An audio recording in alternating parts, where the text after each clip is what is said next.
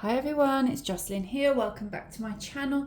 If you're new here, this channel is for all things bring back paper, which is a whole thing. The details are all in the description box below. Come and join the free Bring Back Paper Facebook group. There's tons of paper content on the blog, journaling stuff, stationery, books. We have an online book read along every month, and loads of pen pal content, which you will also find on this channel. What I'm doing today is sharing with you my bullet journal setup for 2025. About this time, I like to get it ready for the new year. So I've set it up with a few spreads, which I'm going to show you. And then what I tend to do then, as soon as we move into January, I go in, I start filling it in. So I like to have my spreads set up. I like to have a think about what I would want to be tracking in my journal, but the nice thing about a bullet journal is it's very flexible. So I've set up some spreads that I want to start the year with, and then throughout the year I might add more, I might get rid of some that aren't working for me. That's the nice thing about a bullet journal. So I did a similar thing last year and then I changed it throughout the year. Let's just jump in. So this is the notebook that I've got. I can link to it below for you. I really like these. They're nice hardbacks. They do loads of different colours. I had a yellow one for 2024, so I've got a yellow one I'm writing in at the moment. And I always like a nice dot grid bullet journal. But these are very reasonably priced, so that's why I tend to go for these. And they're good. They don't, well, you'll see they don't leak through the pages with the inks that I use. So I'm just going to go straight in. You can have a little look at what I'm doing. So the very first page, I've got a double page, and I've just put boxes in there for each month. My plan for this, I mean, you can use, this is really easy to set up, nice and versatile. Oh, that's the other thing I should have said. I do very easy, not intricate, not particularly overly artistic bullet journal setups. This is an easy setup that anyone can do. And I've been doing this for quite a few years now. I've had a bullet journal. So I've kind of relaxed more into what I want to do. I've added different things to it. You'll see. So yeah, this spread, the plan for this is in each box, I'm going to put some fun plans that I want us to do, either for me or as a family this year. So I think that would be a really nice thing for me to sit down and start in January. I hate January. Does anyone else hate January? I hate January. It's cold, it's dark, and yes, I know December can be the same, but December's got Christmas coming. January's just got nothing for ages until it starts to get warm, and my favourite season is summer. It seems a long way away. So what I want to do is write some fun plans in there. So I will already have some things that I can put in here come January, some little breaks, like mini breaks, like things that we've perhaps got tickets to, stuff like that that's already planned. But then what this will also enable me to do is look for any gaps. So I might look at January and go, hold on, I've got nothing fun happening here. What can we do? Where have we got perhaps a weekend that we can all do something, or what can I plan to do? So it focuses, I love doing this. I've never done it like this in a spread before. I tend to think, right, let's make sure we have something good each month to look forward to, especially here at the start of the year. But I think that would be a really nice thing to do post-Christmas, sit down and do. I have then set up, these are my only two annual spreads. I know a lot of people do loads more annual spreads. They do loads of trackers. But these are the only two that I want to do this year. So this is for my favourite films of the year, and this one's going to be the songs that I'm loving. I've just done some little doodles on there, which is impressive for me because I don't normally do doodles, but I enjoyed doing those. And then as and when I watch a film that I absolutely love, like a 5 out of 5 film, that's what I'm saying, I'm putting it here. I just think it's a fun little thing to do. This is what I love about bullet journals.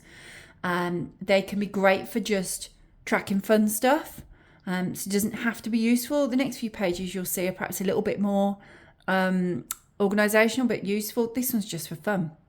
I do also have, and if you go back through my videos, you'll see me setting it up. I have a book journal, like a reading journal, so I don't need to track that in here, and I have done that in the past in here, but I do have a separate one. So if you want to see me setting up a beginner's reading journal, you will find a video for that. And the other thing that I have done before in here, but I have a separate journal for it now, is like health and fitness tracking. I did that quite a bit at the start of last year, but then I moved over and I have like a wellness journal. Again, there'll be a video of me setting that up.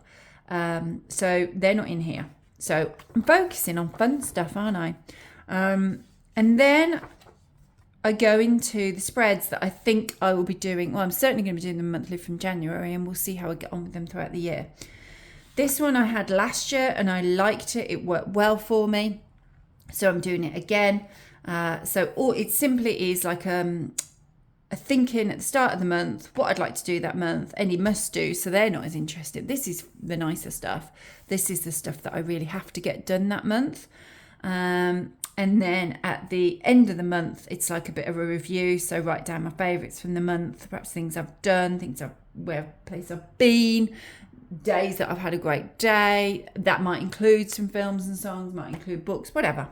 And then little celebrate the wins. So if if something's gone particularly well, or I'm really pleased with myself for something, or the kids, something like that, I'll put it in there. Now, I don't normally use stickers in a bullet journal. I usually just use pen and ink. Sometimes these little like dot grids, highlighters, things like that. Or I use washi tape quite a lot. But I haven't used any washi tape this time. I thought, do you know what? I'm just going to pretty it up with some stickers. I don't think that's strictly speaking. If I was a bullet journal purist, I don't think, I don't know, maybe you can, but I have, because it's my journal, and that's what I've done.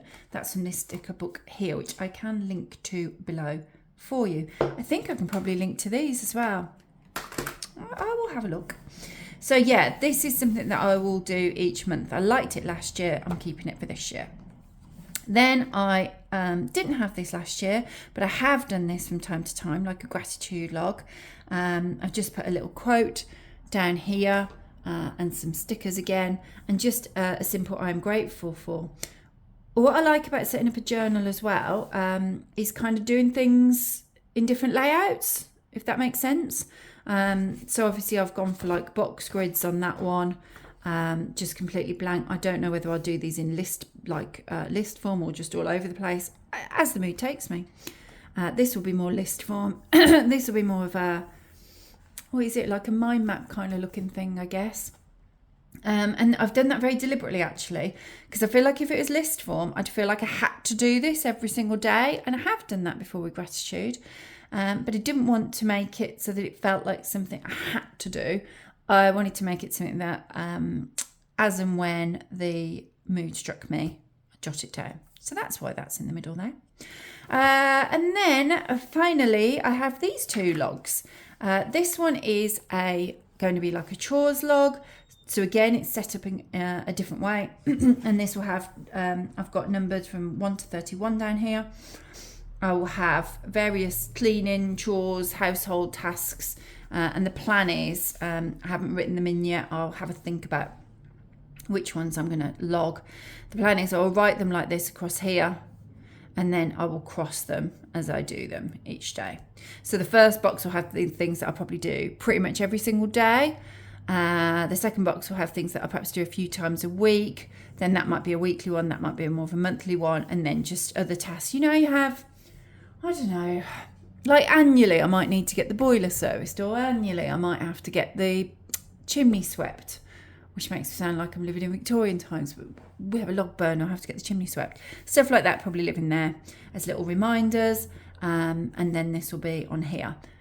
I think it will help me keep on top of various things, saves me putting it in my daily list, which I use every day. And I am one of these people that does like to cross things off, which is probably why I love a bullet journal so much. So I think having them in here it will make me a bit more enthusiastic to get all the boring chores done. So yeah, that's what that one's for. And then finally, I have decided to keep, which I haven't really done before, a spending log. So not really a budgeting thing, more of a spending log. So I'm going to log where I purchased said item from, the item, how much it was and when. I do find, I don't know whether you do, but because I do a lot of online shopping, I'm often in the home. Obviously, I leave the house and I do buy stuff out in the world, but I do a lot of online shopping. And I think because it's online, or even when you're out in the world and you just tap in a card, sometimes I don't really think about the amount that I'm spending, if that makes sense. So I'm going to be interested to see. I haven't done this before, so I will see whether this is something I like doing in January and I keep doing. If I tap that card or click that button online and then I have to go and write it down, whether that makes me do it less or perhaps think about the things that I'm buying a little bit more. Does that make sense? I'd be interested to hear what you think and whether you've like track spending in this way. So yeah, that's the plan. I'm going to do that, and then I've got this little money sack at the top here, because in there at the end of each month I plan to put how much that I have then saved. I'm hoping, it's like a psychological thing, I'm hoping having to do this each month, the spending gets less, the saving gets more. That's the theory. Who knows? We'll see. We'll see whether that works. That's the experiment. And that's it. It's all that I'm going to track in my journal. I find I've seen some lovely spreads. I have spent some years where I've put tons and tons of spreads in, both annually and monthly. In fact, I did some annual ones last year. And when I was setting this up, I went back to have a look at what I'd done. And they were still blank. A couple of them were still blank. So I've really sort of kind of stripped it back and thought about the things that I really will want to do and enjoy doing. I'm already looking forward to starting work on this one. I think that'll be a nice job to do after Christmas. This one will be fun. I feel like I'm in December, I'll be getting Spotify Wrapped soon. In fact, I would imagine by the time this video goes out, I already have my Spotify Wrapped. But I kind of forget the things that I've enjoyed earlier in the year. So I thought it's just a bit of fun. Just thought that'd be fun. And then, yeah, these are the 4 things that I would then plan to set up each month going forward. And as you can see, they're going to be quite simple setups for me. So they're not particularly onerous tasks. Because that's what, I don't know about you, but that's what I try to avoid. Because I don't want it to end up being something that I then don't set up. But these are quite simple. I'll see how I get on. Let me know in comments below what you think, whether you have tracked these kind of things before, whether you have never had a bullet journal before but think, yeah, I'll try it. I would recommend it. I love mine. I wouldn't be without it. Beyond these things, this will then be, I always do a daily to do. I say always, I don't tend to have a weekend actually. But Monday to Friday, I will always have a list going. And it is just a typical bullet list with the dots and crossing them off for arrows if I don't get them done and move them on to the next day. I wouldn't be without it. But then I will see how these monthly spreads go for me. It's easy to do with bullet journal, easy to set up. As you can see, I'm hoping if you've not tried it and you've come to this video thinking, oh, I'll have a little look at this, that this has inspired you to have a go and it's shown you how easy it can be. I can link to a blog post that I did a while back on getting started with bullet journaling. I'll pop that in the description box for you if you want to do that. But I mean, yeah, you could grab the notebook that I linked to and you could just do similar things to this.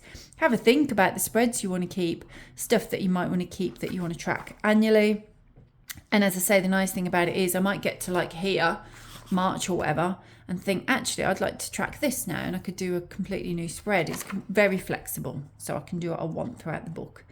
But yeah, that's it. That's the spread that I'm going to go for. I'm looking forward to starting it. I'm particularly looking forward to starting filling in those fun things throughout the year boxes. So let me know what you think in comments below, please. I hope you enjoyed it. Do give this video a thumbs up if you did. I upload papery videos every Wednesday, so do click subscribe button. You can click the notifications on so you are told when I do that. And thanks for watching. I'll see you next week. Bye.